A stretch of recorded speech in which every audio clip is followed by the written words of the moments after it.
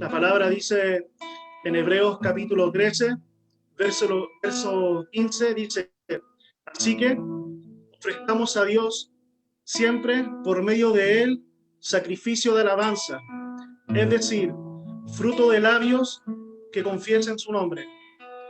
Y en esta hora vamos a confesar el nombre del Señor, vamos a declarar su nombre, vamos a declarar que Él es nuestro Rey, que Él es nuestro Señor.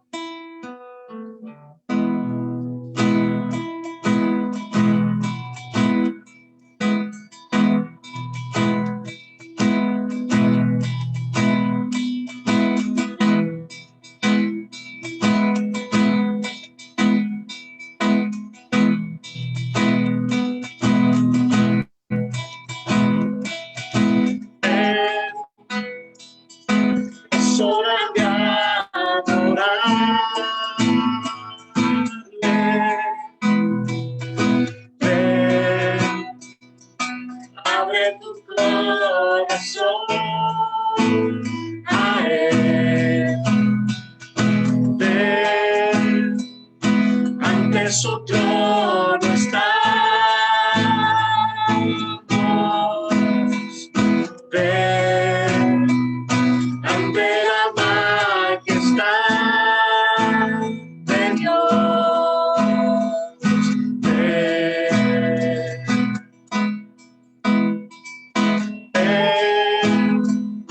es hora de adorarle.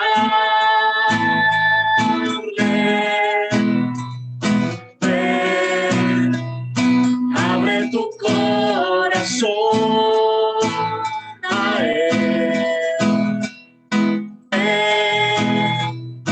ante su trono estamos,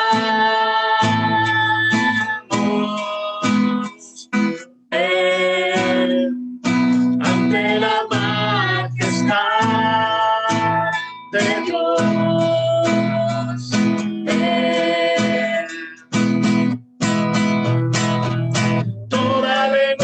Confesará que Él es Dios, las rodillas se doblarán, un tesoro eterno tendrás en Él, si escoges su amor. Toda lengua confesará que Él es Dios, las rodillas se doblarán, y un tesoro eterno tendrás en Él, si escoges su amor.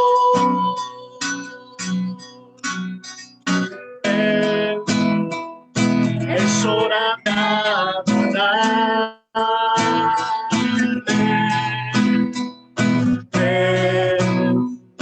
Abre tu corazón a Él. Ante su trono estamos, ven ante la majestad de Dios, ven.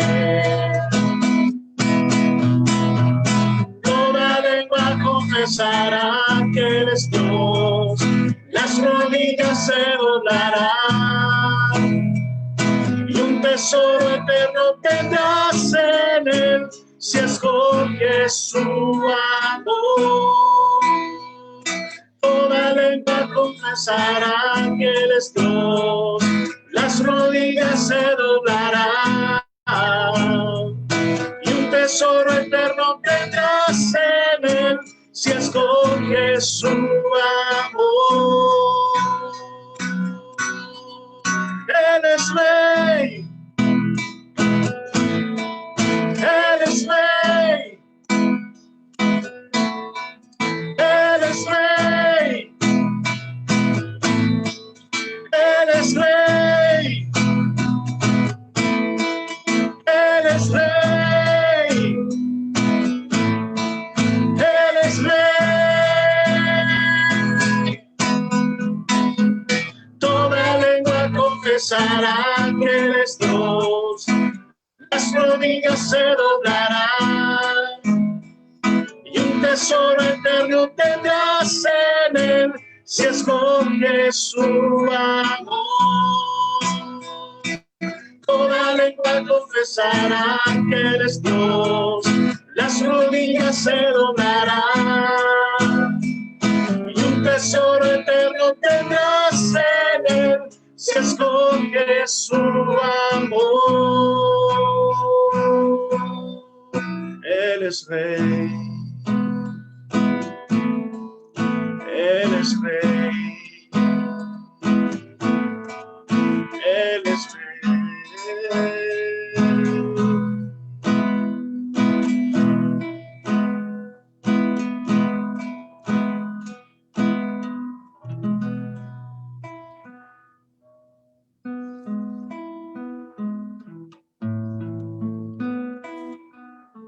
Así es, Señor, declaramos que tú eres Rey, que con nuestra lengua, con todo nuestro ser, proclamamos tu grandeza, que tú reinas, que estás sentado a la diestra de Dios Padre con todo poder. Te damos, Señor, te damos gloria, te damos honra a través de nuestros labios, a través de nuestro corazón, a través de nuestra mente, por supuesto también a través de la música. Gloria a tu santo y bendito nombre, Señor Jesús. Amén, aleluya, aleluya. Glorificamos al Señor. Damos gracias también en este primer encuentro, culto de este año online, que nos acompaña Leo y Mary, a quienes agradecemos, y en un ratito más nos vuelven a acompañar, así que nos vemos, queridos, en unos minutos más. Gracias por acompañarnos. Y alegres, hermanos, de poder estar reunidos por este medio. Ya son hartos meses que hemos estado juntos, y una reunión especial, siempre todas son especiales, pero hoy, ¿no es cierto?, la primera de este año, deseando y esperando que este año, por supuesto, esté lleno de bendiciones, esté lleno de, como siempre lo ha sido, del amor del Señor, de su fuerza, de su gracia, para que permanezcamos unidos, para que estemos firmes, ¿no es cierto?, en el llamado del Señor.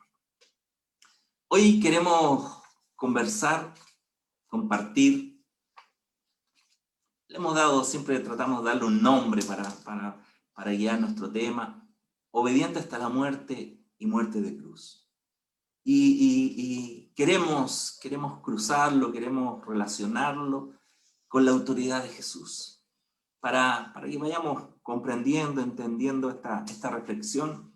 Por favor, acompañémonos juntos en Marcos 1:22, Marcos 1:22, y dice la palabra: y se admiraban de su doctrina, porque les enseñaba como quien tiene autoridad, y no como los escribas. Lo repito: y se admiraban de su doctrina, es decir, de su enseñanza, porque les enseñaba como quien tiene autoridad, y no como los escribas. Vemos también en el libro de Lucas 4:36, Lucas 4:36, que dice: y estaban todos maravillados, y hablaban unos a otros diciendo: ¿qué palabra es esta? Que con autoridad y poder manda a los espíritus inmundos y salen. Amén, amén. Si ves lo que se relaciona en estos dos textos, es la autoridad de Jesús. La autoridad de Jesús para enseñar, la autoridad de Jesús también para que su palabra de poder, en este caso, hacía que los espíritus inmundos, ¿no es cierto?, salieran de todos aquellos que él sanaba, de todos aquellos que él libertaba. Entonces, un común denominador de estos textos, la autoridad de Jesús, pero también cómo las personas se maravillaban al escucharlo, porque él hablaba, como dice el primer texto, no como los escribas, no como aquellos que si bien habían transcrito escrituras por muchos años, muchos de ellos muy probablemente podían recitar largos textos de memoria, ¿no es cierto?, pero aquello no concebía tener autoridad. No era solo texto, era solo letra, por decirlo de alguna forma, pero cuando hablaba Jesús, esto causaba un impacto. No era fácil maravillar, recordemos que esto es un pueblo que en general tenía algún conocimiento de la Escritura, es un pueblo religioso, por decirlo de alguna manera. Por lo tanto, lo que maravillaba no era la Escritura, porque muchas de ellas seguramente la habían escuchado muchas veces, o los más aventajados la podrían haber leído, pero lo que consistía en el poder era la autoridad de Jesús para enseñar, y que sus palabras tenían poder para libertar, para sanar a todos los que él alcanzó. Señales, por lo tanto, recordemos que 1 Juan 3:8, la segunda parte sobre todo, dice: para esto apareció el Hijo de Dios, para deshacer las obras del diablo. Así dice 1 Juan 3:8 en su parte B. ¿No es cierto? Entonces el poder del Señor es un poder que en la creación es un poder creador. Hágase el cielo, hágase la tierra, hágase la luz. Pero hoy manifestado acá en la tierra es un poder que viene para deshacer las obras del enemigo. Es decir, todo se le sujeta, aún lo que voluntariamente no está rendido ante él, ni de corazón, ni mucho menos, pero todo se le sujeta al Señor. Entonces la gran pregunta que yo lanzo esta mañana, y esperamos responderlas durante estos minutos de compartir: ¿está todo dado a esta autoridad solo por su deidad, solo por su divinidad, solo porque Jesús es el Hijo de Dios, que ya es algo tremendo? Queremos irlo desarrollando para que podamos finalmente quedar con una conclusión, pero una conclusión en torno a la Escritura. Vamos, por favor, al libro de Hebreos 5, versículos 7 al 9. Hebreos 5, del 7 al 9. Y dice: y Cristo, en los días de su carne, ofreciendo ruegos y súplicas con gran clamor y lágrimas al que le podía librar de la muerte, fue oído a causa de su temor reverente, y aunque era hijo, por lo que padeció, aprendió la obediencia, y habiendo sido perfeccionado, vino a ser autor de eterna salvación para todos los que le obedecen. Me quedo con este último texto. Y habiendo sido perfeccionado, recordemos que en el versículo anterior termina diciendo que él aprendió la obediencia. Mire qué interesante, hay algo que Jesús no traía aprendido desde ahí, desde el seno del Padre, desde el trono del Padre, sino que él aprendió la obediencia, y habiendo sido perfeccionado, vino a ser autor de eterna salvación para todos los que le obedecen. Entonces aquí hay una clave, ¿cierto? Hay una clave para que en esta mañana podamos adentrarnos en la Escritura, porque dice el Cristo en los días de su carne. Entonces no perdamos de vista que estamos hablando de Cristo, que estamos hablando de Jesús, pero estamos hablando de que vino como hombre. Tomó una naturaleza semejante a la tuya, a la mía, ¿no es cierto? Con todas sus debilidades, con todas las fragilidades. El Señor también tuvo hambre, el Señor también se cansó, el Señor también tenía que dormir, etcétera, etcétera. Por lo tanto, Cristo en los días de su carne. Es aquí donde Jesús, Cristo, aprendió obediencia. Y solo dice la Escritura que una vez perfeccionado, vino a ser autor de eterna salvación. Hoy Jesús, y lo dice la Escritura, hoy Jesús está exaltado a la diestra del Padre. Es decir, Él está a la diestra del Padre con todo poder, pero no perdamos de vista que Él vino como hombre. Esto es un detalle no menor. Él vino como hombre. También en parte de esta labor de amor para salvarnos es tomar la humanidad a semejanza de la nuestra, ¿no es cierto? Para ver, entender y comprender nuestra naturaleza. Por tanto, ¿quién más que el Señor conoce nuestras debilidades, conoce nuestra fragilidad, conoce nuestras aflicciones, porque Él las vivió primero. Miren lo que pasa cuando se aproxima la vivencia de la cruz. Por favor, busquemos juntos Mateo 26 desde el versículo 36. Mateo 26 desde el versículo 36. Entonces llegó Jesús, con ellos a un lugar que se llama Getsemaní. Y dijo a sus discípulos: sentaos aquí, entre tanto que voy allí y oro. Y tomando a Pedro y a Juan y a Jacobo, es decir, a los hijos de Zebedeo, comenzó a entristecerse y a angustiarse en gran manera. ¿No ve lo que le estamos diciendo? Como él sentía y percibía las cosas naturales también de similar forma que nosotros. Él sabía lo que venía horas más tarde, posteriormente, y toda la vivencia de esa madrugada y esa mañana, ¿no es cierto? Y él comenzó a entristecerse y a angustiarse en gran manera. Entonces Jesús les dijo: mi alma está muy triste, hasta la muerte. Quedaos aquí y velad conmigo.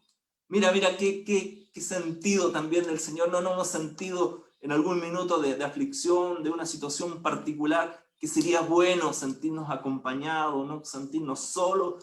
El Señor: quedaos aquí, velad conmigo, porque mi alma está muy triste hasta la muerte. Es como acentuar el sentir que tenía el Señor en este minuto. Yendo un poco adelante, se postró sobre su rostro, orando y diciendo: Padre mío, si es posible, pase de mí esta copa. La copa, obviamente, es la cruz. Pero no sea como yo quiero, sino como tú. Vino luego a sus discípulos y los halló durmiendo. No se parecen tanto los discípulos a nosotros. El Señor le pidió: velen conmigo, estoy triste, angustiado hasta la muerte. Los discípulos se le durmieron. Y dijo a Pedro: así que no habéis podido velar conmigo una hora. Velad y orad para que no entréis en tentación. El espíritu, a la verdad, está dispuesto, pero la carne es débil. Otra vez fue y oró por segunda vez, diciendo: Padre mío, si no puede pasar de mí esta copa sin que yo la beba, hágase tu voluntad. Vino otra vez y los halló durmiendo, porque los ojos de ellos estaban cargados de sueño. Y dejándolos, se fue de nuevo y oró por tercera vez, diciendo las mismas palabras, es decir: Padre, hágase tu voluntad. Entonces vino a sus discípulos y les dijo: dormid ya y descansad. He aquí ha llegado la hora y el Hijo del Hombre es entregado en manos de pecadores. Levantaos, vamos, ved, se acerca el que me entrega. Entonces, en ese minuto donde vemos a Jesús probablemente en la situación más vivencial como hombre, experimentando, sintiendo, yo rescato al menos dos cosas. Por un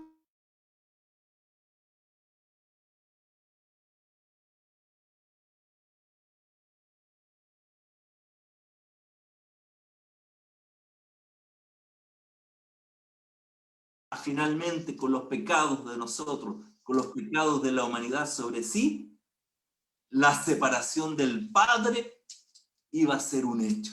¿Se recuerda? Padre, ¿por qué me has abandonado? Porque Él cargaba el pecado de la humanidad y como Dios es santo, no puede convivir ni compartir con el pecado por un minuto, ¿no es cierto?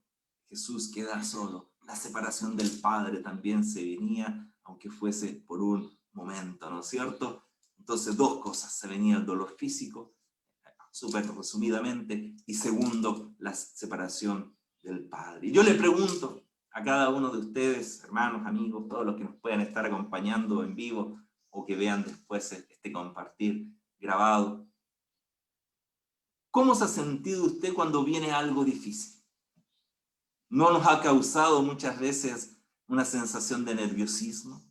¿No ha venido acompañada, por ejemplo, de una sudoración excesiva?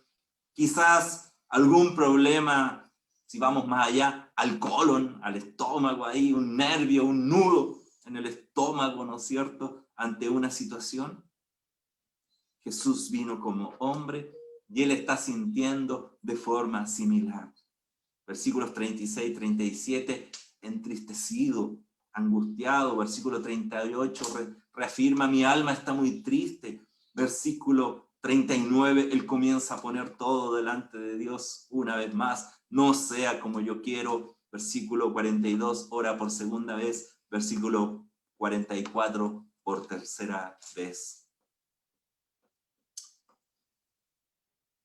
No es malo, decimos entre paréntesis, por lo tanto, orar y presentar las cosas al Señor más de una vez. Dice que Jesús en Getsemaní le presentó 3 veces la causa al Padre. Finalmente la consigna es, no sea como yo quiero. Amén. Por favor, acompáñenos para ver un poquito respecto a los sufrimientos de Jesús. Jesús, como decimos, se estaba preparando para vivir la experiencia de la cruz. En el mismo texto ahí de Lucas, voy a leer yo un texto en Lucas 22, 44, dice, agrega Lucas a la referencia que nos hacía Mateo de este hecho. Y estando en agonía, oraba más intensamente. Mira, qué enseñanza acá. Me siento en agonía, me siento con preocupación, me siento con muchas cosas similares a las que sentía Jesús ahí en Getsemaní. ¿Qué hacía el Señor? Oraba más intensamente. Pero mientras hacía esto, versículo 44, era su sudor como grandes gotas de sangre que caían hasta la tierra. Es decir, la experiencia de Cristo estaba al máximo, la experiencia que él estaba viviendo. Por lo tanto, Lucas nos cuenta un detalle no menor. Jesús llegó a tal minuto y momento de estrés que llegó a caer pequeñas gotas de sangre, ¿no es cierto? Ahí lo refleja como grandes gotas de sangre porque están mezcladas con el sudor. Esto médicamente se llama hematridosis.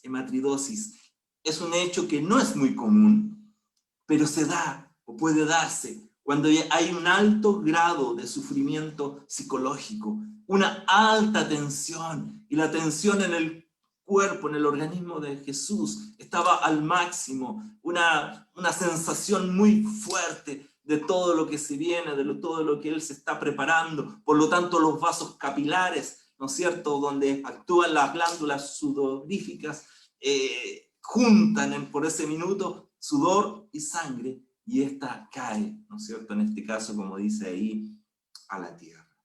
Mire la primera experiencia, por lo tanto, de lo que va a vivir nuestro Señor.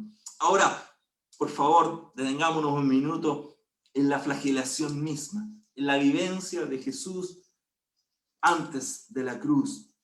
Sabemos históricamente que las flagelaciones romanas eran conocidas por ser muy brutales, ¿no es cierto? Generalmente, según la costumbre, consistían en 39 latigazos, ¿ya? 40 menos 1, dice la Escritura, es decir, 39 latigazos.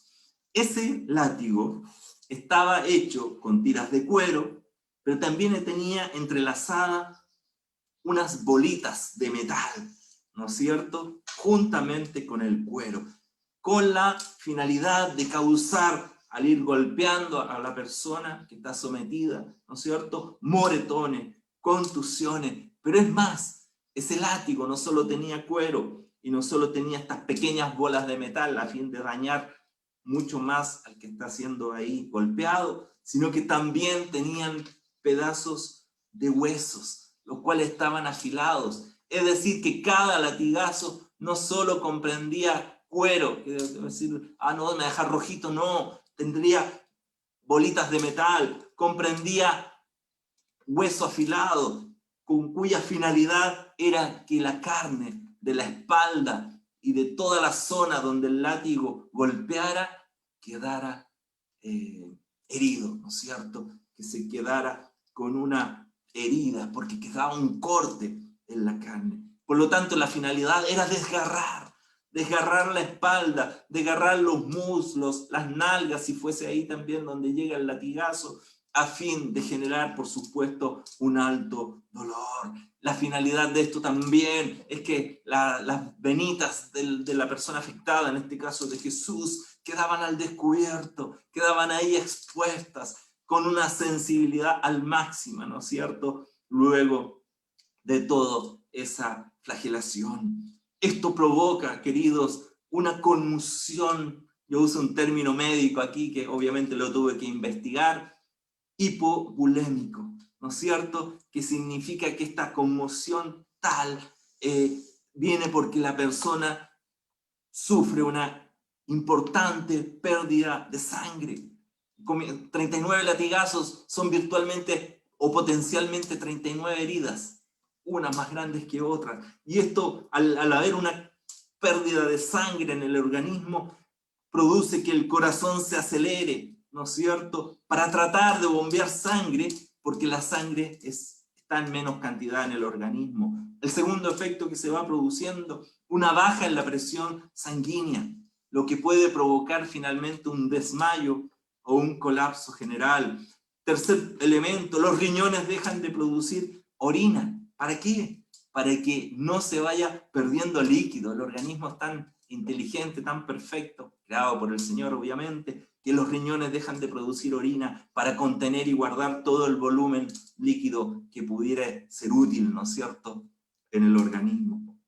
Y cuarto punto, la persona comienza a sentirse sedienta, porque el cuerpo está ansiando nuevos fluidos, nuevos líquidos, para que se reponga el volumen de sangre perdido. Ese es el escenario, ese es lo que está viviendo Jesús, y solo hemos vivido la experiencia de Getsemaní, y solo aún hemos vivido la experiencia de los latigazos. Luego el Señor pasa a la crucifixión. La muerte de Jesús respecto a la crucifixión fue aún peor que la crucifixión común, porque comúnmente al que era crucificado solamente le amarraban al madero, ¿no es cierto? Pero sabemos que al Señor se le clavó en la cruz.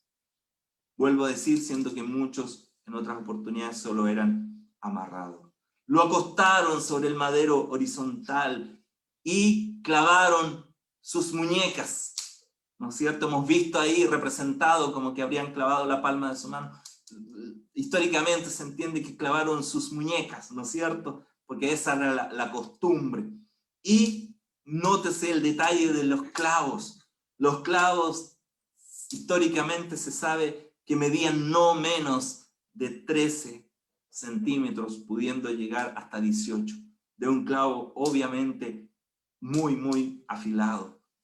Entonces se clavan las muñecas, produciendo esto obviamente un daño importante en los nervios que se encuentran en ese lugar, produciendo una trituración de los tendones y de los nervios que producen la movilidad de las manos. Mientras más se martillaba, más se dañaban obviamente toda la zona ahí de las partes de las muñecas de Jesús. Este dolor está estudiado, es un dolor muy grande, es como un golpe eléctrico que pasa por todo el organismo, ¿no es cierto? Y si usted se puede figurar, alguien por ahí lo retrató, cuando nos hemos pegado levemente en el codo y no nos pasa como una electricidad, un dolor que recorre gran parte del organismo. Imagínese esto multiplicado y amplificado, no sé, por 1000 o por muchas veces, porque esto se tornó en algo permanente y continuo. El pequeño golpecito está, pero pasa. Pero esto se quedó ahí, la verdad que por varias horas. Al subir a Jesús a la cruz, se produce obviamente una tensión física, porque se comienza a producir un esfuerzo de todos los músculos de la espalda para poder, con los brazos que están debilitados, por lo que ya retratamos, su trituración acá de los nervios y de los tendones, ¿no es cierto?, produce un efecto de mucho esfuerzo. ¿Para qué? Para mantener la espalda de tal forma de que pueda respirar. Recordemos a su vez que cuando está colgado en la cruz, viene otro martillazo para perforar sus pies a fin de que queden en los maderos de la parte de abajo también fijos sus pies. Es decir, estamos viviendo y presenciando un esfuerzo físico al máximo. Se creó, todo esto yo por supuesto lo investigué, una palabra bien específica y que usamos poquito: dolor excruciante. Así se llama esta palabra, dolor excruciante, que fue una palabra creada y necesaria para poder describir el dolor en la cruz. No había otra palabra que pudiera representar el dolor en la cruz, el dolor que vivió Jesús. Un dolor excruciante, un dolor literalmente insoportable, que por lo tanto no había palabras para describirlo. He ahí el dolor excruciante que está sintiendo el Señor en la cruz, alzado en el madero, para que con ese madero o esa viga vertical que está ahí puesta, se forme finalmente una cruz. Ya dijimos que sus pies también fueron perforados, los nervios de los pies fueron triturados, así como había ocurrido en sus muñecas, causando, por supuesto, un dolor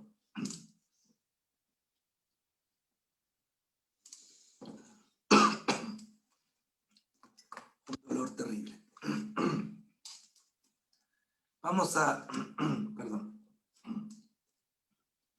buscar en el libro de Salmos.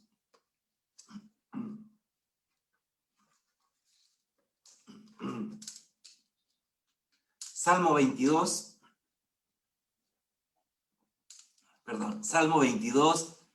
versículo 14. Pero ojo que yo voy a leer mi versión en PDT, ¿no es cierto? La versión PDT, que es una versión de lenguaje más actual. ¿Cómo define el salmista? Este es un salmo de David. Todo lo que estamos tratando de reflejar y tratando de vivenciar a través de la cruz. Me sentí hasta impactado. Salmo 22, 14, versión PDT. Me siento débil,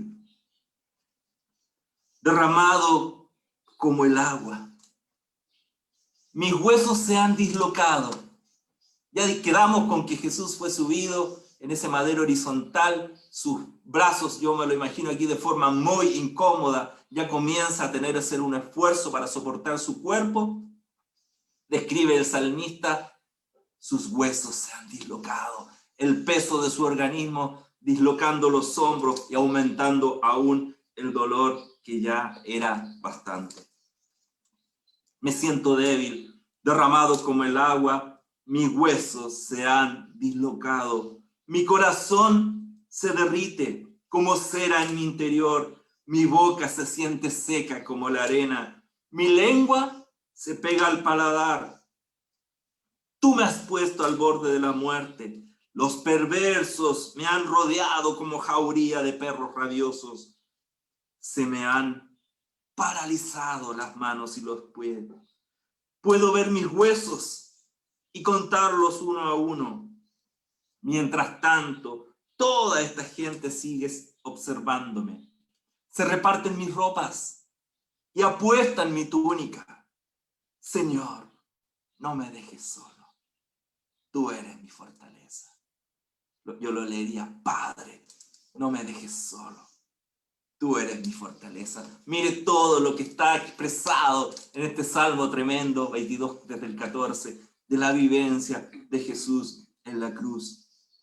Entonces llegamos y quedamos en esta posición vertical donde sus hombros se dislocan tanto por el análisis médico que se hace de la posición y lo reafirma este salmo. Luego viene en este minuto una crucifixión, una muerte muy lenta, porque se comienza a producir un proceso de agonía por asfixia.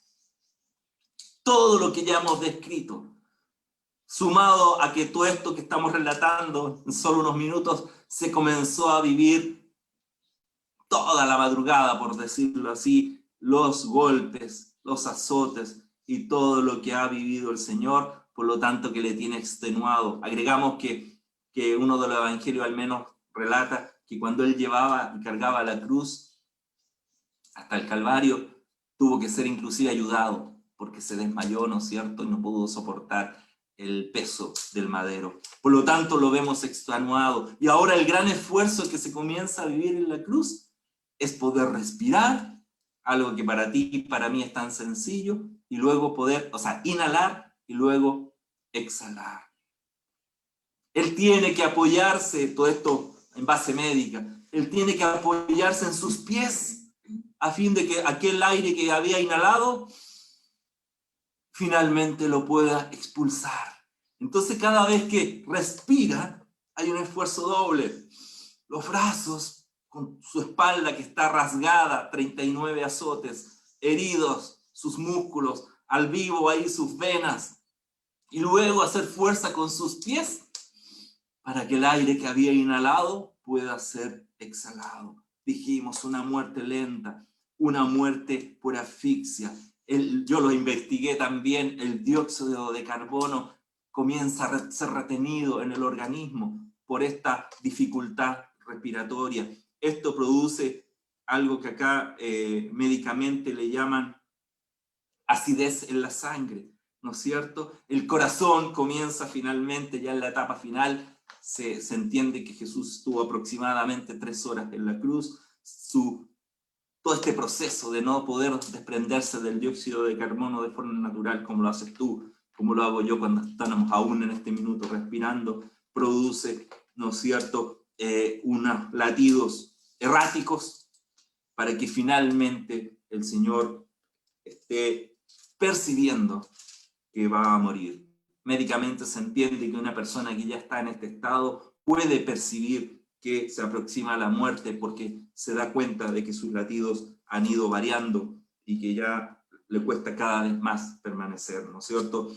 Lucas 23, 46, el Señor dice, Jesús, clamando a gran voz, dijo, Padre, en tus manos encomiendo mi espíritu, y habiendo dicho esto, expiró.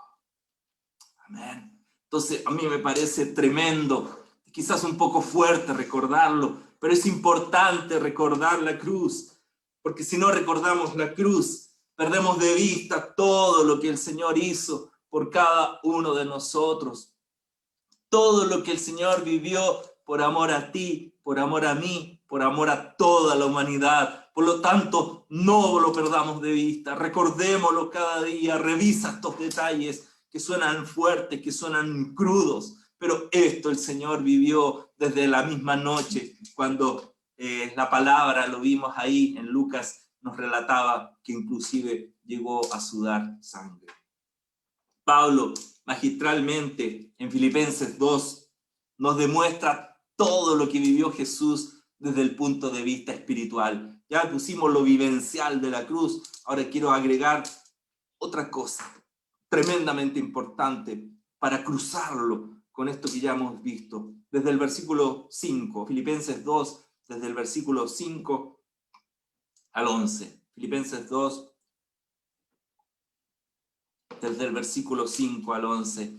Haya pues en vosotros este sentir que hubo también en Cristo Jesús, el cual siendo en forma de Dios, no estimó el ser igual a Dios como cosa a que aferrarse, sino que se despojó a sí mismo, tomando forma de siervo, hecho semejante a los hombres, y estando en la condición de hombre, se humilló a sí mismo, haciéndose obediente hasta la muerte y muerte de cruz.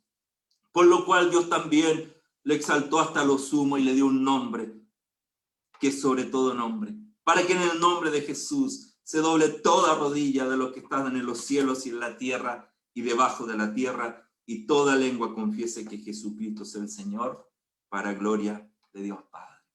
Amén. Un texto tremendo.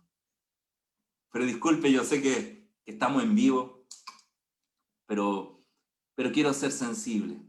No sé si esos 2 o 3 minutos usted percibió cuando yo hablaba de la cruz, que yo me ahogué. No sé si se palpa al otro lado, yo creo que aquí mi familia lo percibió claramente, que por 1 minuto, 30 segundos quizás, me ahogué y no podía respirar. Y siento que el Espíritu Santo pone en mi corazón que esa porción tan mínima, qué sé yo, 10, 15 segundos, y que yo procuré mantener la compostura, como se dice, pero me ahogué, queridos. Me ahogué y no podía respirar, por eso tomé el vaso, tomé la taza. Siento que el Espíritu Santo me dice, así estuve yo 3 horas en la cruz, sin poder respirar, con un tremendo esfuerzo sobre mis fuerzas, que ya eran muy pocas, para poder mantener la respiración hasta que se cumple este texto. Padre, en ti encomiendo mi espíritu, y finalmente el Señor exhala. Entonces yo les digo, les comparto mi experiencia.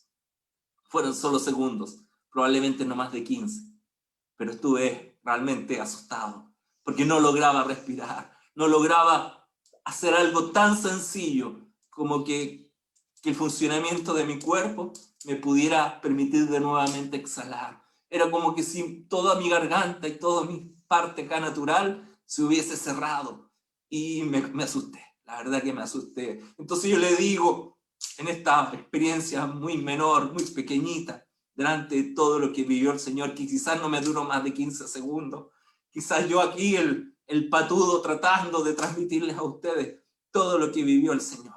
Pero lo que yo les digo, 15 segundos de esta vivencia no se comparan con esas 3 horas donde el Señor, con gran esfuerzo, procuraba seguir respirando. Por lo tanto, valoremos, queridos, la cruz, valoremos la vivencia y la experiencia de amor y la entrega del Señor, entregando su cuerpo, que ya dijimos, estaba maltratado, estaba doliente, estaba sangrante, heridos. Ni siquiera mencioné ahí lo de la corona de espinas, que también proporcionaba un escenario aún más doloroso.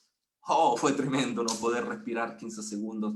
Mira a nuestro Señor ahí en la cruz, probablemente 3 horas, o quizás un poco más, agonizando, y lo hizo por amor a ti, lo hizo por amor a mí. El Señor, había que detenerse. Vuelvo a Filipenses 2:5. Haya pues en vosotros este sentir que hubo también en Cristo Jesús, el cual, siendo en forma de Dios, no estimó el ser igual a Dios como cosa que aferrarse. Y yo digo, yo lo veo para mí mismo, para nosotros mismos. Nos aferramos a tantas cosas, que esto, que lo otro. Y mira, el Señor, siendo Dios, habiendo estado ahí en la gloria del Padre, no estimó el ser igual a Dios como algo a que aferrarse, sino que se despojó a sí mismo.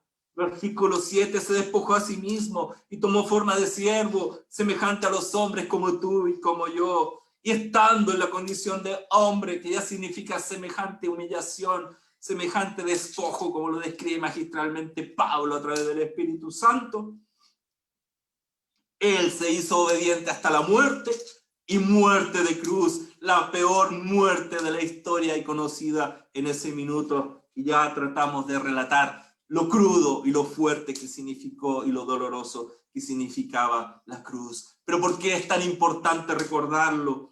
Porque quédese conmigo, por favor, en el versículo 9. Por lo cual Dios también lo exaltó hasta lo sumo. Partimos hace unos minutos preguntando si la autoridad de Jesús para enseñar, si la autoridad de Jesús para libertar solo procedía de su deidad y de su divinidad. A través de este versículo decimos que no solo era por eso, sino porque Él se hizo obediente hasta la muerte y muerte de cruz, por lo cual Dios también lo exaltó hasta lo sumo. Ahí interviene el Padre exaltando a Jesús y dándole un nombre que sobre todo nombre, exaltando hasta lo sumo, hasta el lugar más alto. No hay nada más alto que Jesús. No hay otro nombre más grande que el de Jesús. No hay otro poder conocido ni por conocer más importante que el de Jesús, que el de Cristo. Por lo cual, exaltación estamos refiriéndonos. Y miren, querido, hay un principio bíblico: sin humillación no hay exaltación. Es un principio bíblico. Por lo tanto, así como el Señor se hizo obediente hasta la muerte y muerte de cruz, el Padre lo exaltó hasta lo sumo y le dio un nombre que sobre todo nombre, para que en el nombre de Jesús se doble toda rodilla de lo que están en los cielos, en la tierra y debajo de la tierra, y toda lengua confiese que Jesucristo es el Señor, para gloria de Dios Padre. El Señor despojado de su deidad. Pasa tan rápido este texto, lo hemos leído, quizás lo hemos recontra repetido, pero mire, no sé si palpamos lo que hizo primeramente el Señor aún antes de la cruz. Despojarse, estaba en gloria, estaba en majestad, participó en la creación del universo, de la tierra, del cielo y de todo lo conocido. Y se despojó para venir como hombre, como siervo en medio de nosotros. Qué tremendo lo que hizo el Señor.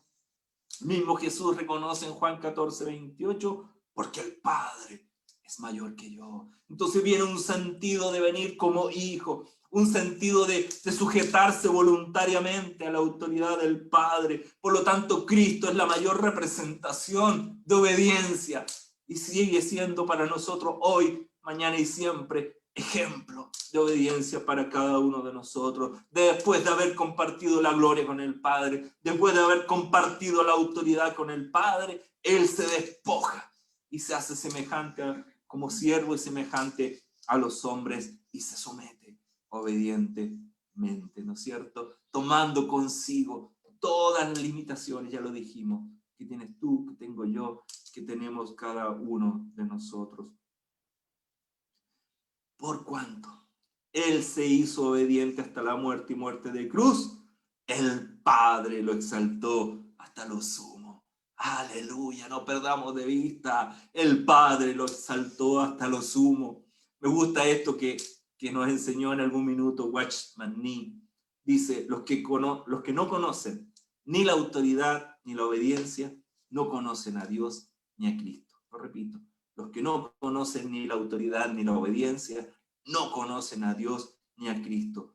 No puedo afirmar conocer a Cristo y la autoridad cuando la obediencia está ausente de mi vida. ¡Wow! Palabras ahí de Watchman Nee. Qué importante la obediencia entonces en la vida cristiana. El ejemplo de Jesús, obediente hasta la muerte y muerte de cruz, es un ejemplo de vida para cada uno de nosotros. Dijimos que el Padre lo exaltó hasta lo sumo y le dio un nombre que es sobre todo nombre. Reforcemos por favor con Hechos 2:36. Hechos 2:36. Hechos 2:36. Dice, sepa pues ciertísimamente toda la casa de Israel que a este Jesús, a quien vosotros crucificasteis, Dios, el Padre, le ha hecho Señor y Cristo. Aleluya. Viene a confirmarse, ¿no es cierto?, con la palabra de Filipenses. El Padre, Dios Padre, le ha hecho Señor y Cristo. Su naturaleza es divina, pero el señorío viene de lo que Él hizo en la cruz, haciéndose obediente hasta la muerte y muerte de cruz. Repito, su naturaleza es divina, pero el ser Señor y Cristo viene por lo que Él hizo en la cruz, obediente hasta la muerte y muerte de cruz. Él, al haberse despojado, corrió un riesgo de no recuperar su gloria. Por lo tanto, yo declaro en esta hora y comparto, sin cruz no hay reino. Porque la cruz precipitó la cercanía del reino acá en nosotros. El Hijo sometido al Padre voluntariamente, honrándole y bendiciéndole con su vida, con su entrega, consumado es. Él fue proclamado, por tanto, Señor y Cristo. Él no llegó ante el Padre, Señor, oh Padre, devuélveme la gloria con la cual te acompañé desde el principio, sino que por medio de la obediencia, Él fue exaltado hasta lo sumo. Él tuvo que sufrir, y a través del sufrimiento no mostró nunca rebelión. ¡Wow! Por tanto, el Señor le dio un nombre que es sobre todo nombre. Recordemos aquel texto también que dice que no hay otro nombre dado a los hombres por medio del cual podamos ser salvos, sino que solo Jesús, autor de eterna salvación, como dijimos al comienzo en Hebreos 5. Por tanto, la obediencia se convierte en el principio más importante. Después puede revisar usted Deuteronomio 28. Bendiciones de la obediencia, consecuencias de la desobediencia. No hay otro. El principio más importante de la obediencia es la rebelión. Solo siendo obedientes seremos útiles. Yo pregunto, no tengo la respuesta ni quiero poner respuesta en nadie, ¿cuántas de estas cosas que podríamos catalogar de aflicción, de sufrimiento, de necesidad, han sido permitidas para que aprendamos obediencia? Dejo lanzado el signo de interrogación, porque son cosas que debemos respondernos personalmente. Si Jesús aprendió obediencia por medio del sufrimiento, ¿será distinto en nosotros? Recuerde la palabra que dice, el siervo no es más que su maestro. El enemigo está violando continuamente la autoridad de Dios. Pero paciencia, paciencia. Ya vendrá la manifestación de su reino de forma absoluta y completa en medio de nosotros. Mientras tanto, digámosle al Señor, como Él nos enseñó, venga tu reino, hágase tu voluntad, así como en el cielo, también en la tierra. Venga tu reino, hágase tu voluntad, así como en el cielo, así también en la tierra, así también en mi vida. Termina diciendo ahí ese texto, porque tuyo es el reino, porque tuyo es el poder, porque tuya es la gloria. Aleluya. Vamos a leer unos últimos textos antes de culminar. Apocalipsis 12, 10. Ahora ha venido la salvación, el poder y el reino de nuestro Dios y la autoridad de su Cristo. Ahora ha venido la salvación, el poder y el reino de nuestro Dios y la autoridad de su Cristo. Comenzamos diciendo, ¿no es cierto?, en Marcos y en Lucas, que enseñaba como quien tiene autoridad, que sus palabras de poder hacían salir aún los espíritus inmundos. Ahora ha venido la salvación. Por medio de la cruz, el Señor fue hecho el autor de la eterna salvación. Ahora ha venido la salvación, el poder, el reino de nuestro Dios y la autoridad de su Cristo. Dice el profeta Isaías en 53:1, ¿quién ha creído nuestro anuncio? Lo decimos ahora, ¿quién ha obedecido al Evangelio? ¿Quién ha obedecido al Evangelio? Por favor, no perdamos de vista la palabra es nuestra guía, la palabra es nuestra lumbrera, la palabra viva y eficaz. Terminamos esta tarde ya diciendo en 2 Tesalonicenses 1:8. Habla de la venida del Señor Jesús desde el cielo con ángeles de su poder. Parte del 7 leí. Dice, en llama de fuego, para dar retribución a los que no conocieron a Dios ni obedecen el Evangelio de nuestro Señor Jesucristo. Por tanto, queridos, el Señor volverá, dice el Señor Jesús desde el cielo con los ángeles de su poder en llama de fuego para dar retribución a los que no conocieron a Dios ni obedecen al Evangelio de nuestro Señor Jesucristo. Nosotros esperamos con ansias, con anhelos su venida, pero no perdamos de vista el ejemplo de Jesús, la cruz, no perdamos de vista la cruz. La cruz tiene que estar más que puesta en algún lugar físico, tiene que estar aquí en nuestro corazón. Todo lo que vivió Jesús, que parcialmente hemos querido retratar en esta mañana y en esta tarde, obediente hasta la muerte y muerte de cruz. Por tanto, la autoridad de Jesús, su señorío viene dado porque Él fue obediente hasta la muerte y muerte de cruz. Al Señor sea todo el poder, toda la gloria, toda la alabanza, toda la exaltación, hoy y por los siglos de los siglos. Amén. Amén. Aleluya. Amén. queremos invitar nuevamente a nuestros queridos hermanos, a Leo y Mary, que nos acompañan hoy día, para que podamos ir cerrando este tiempo, dándole gloria al Señor, recordando su sacrificio, recordando su entrega, recordando que Él murió por nosotros, por ti, por mí y por la humanidad. Aleluya. Le damos gloria, le damos honor, le damos honor.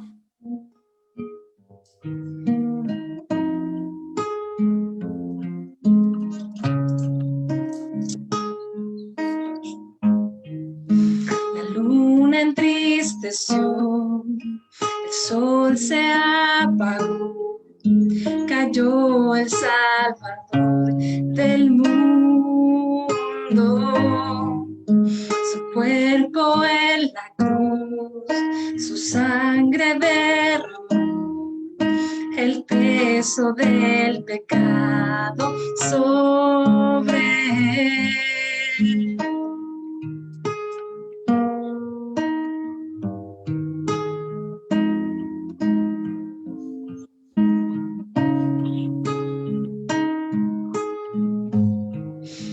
Al fin él suspiró, el cielo lo ignoró, el Hijo yace en tinieblas,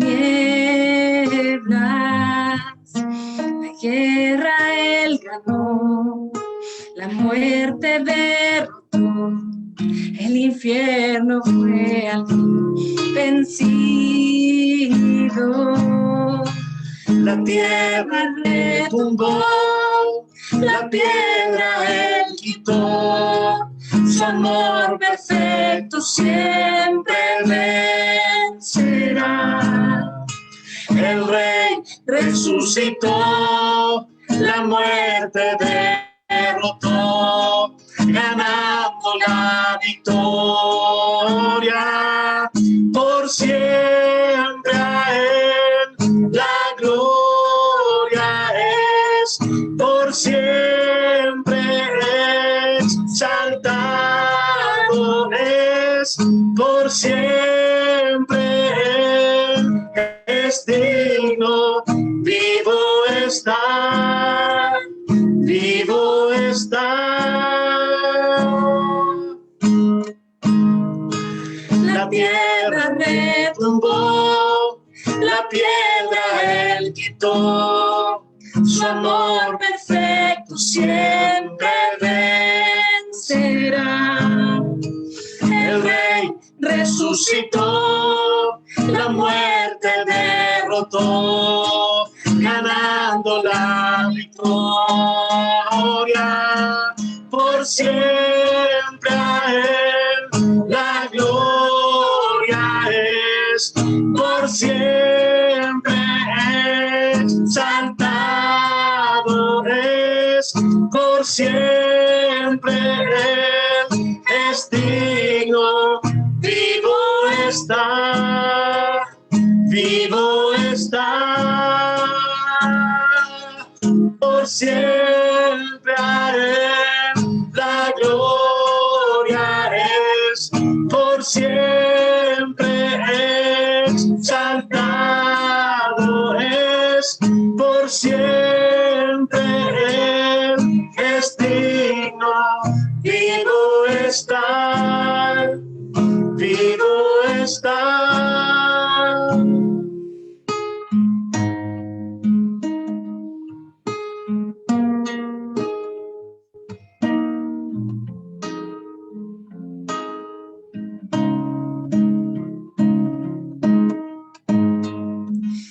Cantamos aleluya, cantamos aleluya, cantamos aleluya. El Rey resucitó, cantamos aleluya, cantamos aleluya, cantamos aleluya. El Rey resucitó, Cantamos aleluya, cantamos aleluya, cantamos aleluya, el Rey resucitó, cantamos aleluya, cantamos aleluya, cantamos aleluya. Por siempre a Él la gloria es, por siempre exaltado es, por siempre Él es digno, vivo está, vivo está, por siempre a Él la gloria es, por siempre exaltado es, por siempre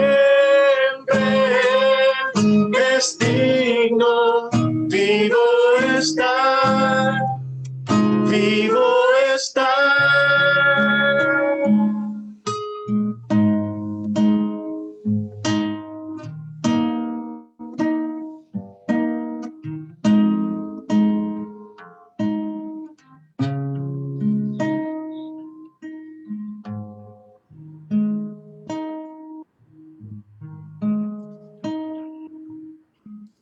Así es, cantamos aleluya.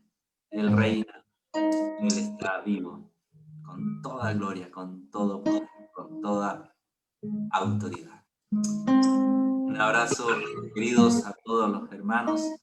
Hasta siempre. Muchas gracias, Leo, Mary. Bendiciones a todos. Amén.